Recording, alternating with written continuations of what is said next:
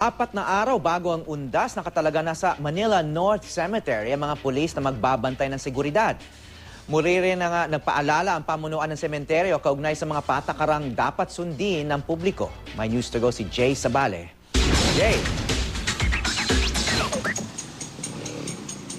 Hawi, handang-handa na nga ang pamunuan ng Manila North Cemetery para sa pagdagsa ng mga mag-uundas sa pinakamalaking sementeryo sa Metro Manila. Bukod sa mga unipormadong pulis na itinalaga upang siguraduhin ang seguridad sa Manila North Cemetery, may mga naka-plainclothes policemen din na mag-iikot sa lugar. Gumagana na rin ang mga CCTV. May website ang Manila North Cemetery kung saan maaring hanapin kung saan nakalibing ang kanilang mga mahal sa buhay, ang manilanorthcemetery.dk. May mapa roon at sa October 30 ay magla-live streaming ng CCTV ang main gate kung saan makikita ang dagsa ng tao. Maglalagay rin sila ng electronic sensor sa main gate para makuha ang tamang bilang ng taong darating sa sementeryo. Pinalalahanan nila ang mga pupunta rito na mahigpit na ipinagbabawal ang pagdala na kahit anumang matatalas na bagay o yung maaring masakit sa kapwa. Bawal rin ang mga nakakalasing na inumin. Bawal din ang pagsusugal sa loob ng sementeryo. Para manatiling mataimtim ang selebrasyon, bawal din magdala na sound system. Simula naman sa October 29 hanggang November 2, pagbabawal na nilang magpasok ng sasakyan.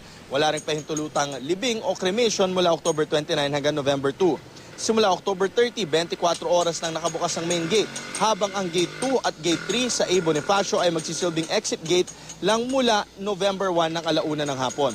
Para naman maservisyohan ang mga pupunta rito, nagpagawa na rin ang pamunuan ng 2 palikuran, bukod pa sa palikuran sa opisina.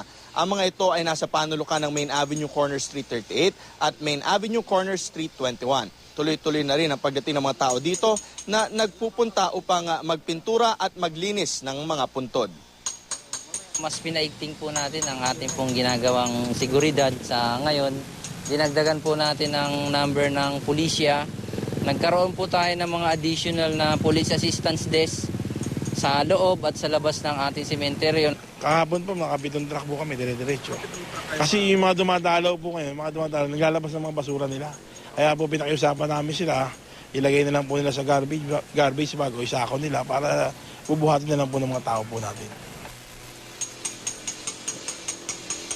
Andito tayo ngayon sa gawaan ng lapida dito sa Main Avenue sa loob ng Manila North Cemetery dito si Mang Mario. Papakita natin iba't iba.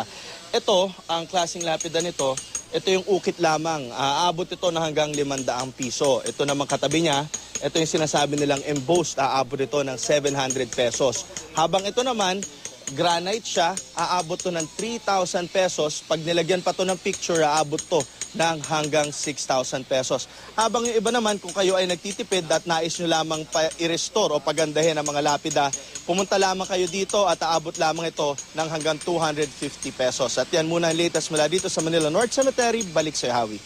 Jay, nabanggit mo na may website itong Manila North Cemetery kung saan makikita yung location ng lahat ng mga patay. Totoo ba yan?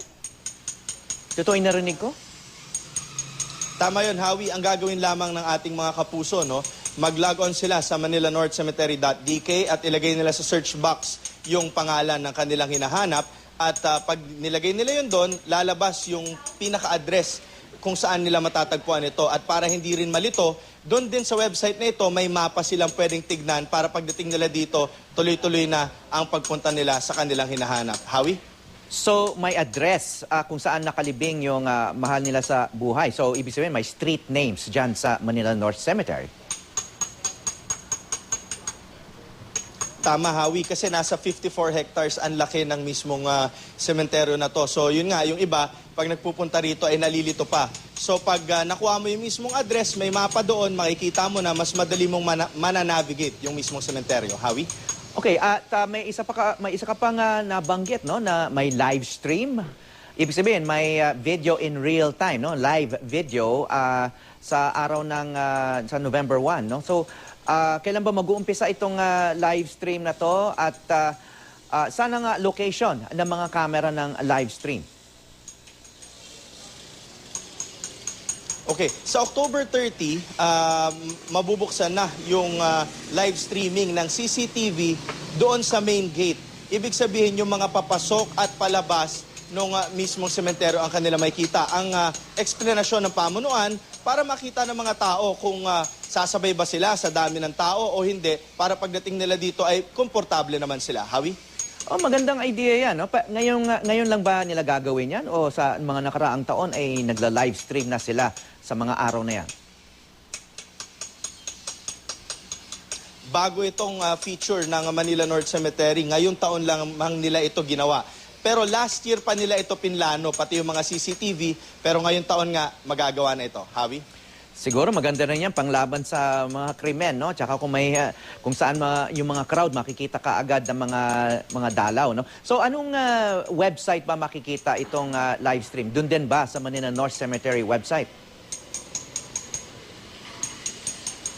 Tama, manilanorthcemetery.dk. Hawi? Okay, maraming salamat. Jay Sabale.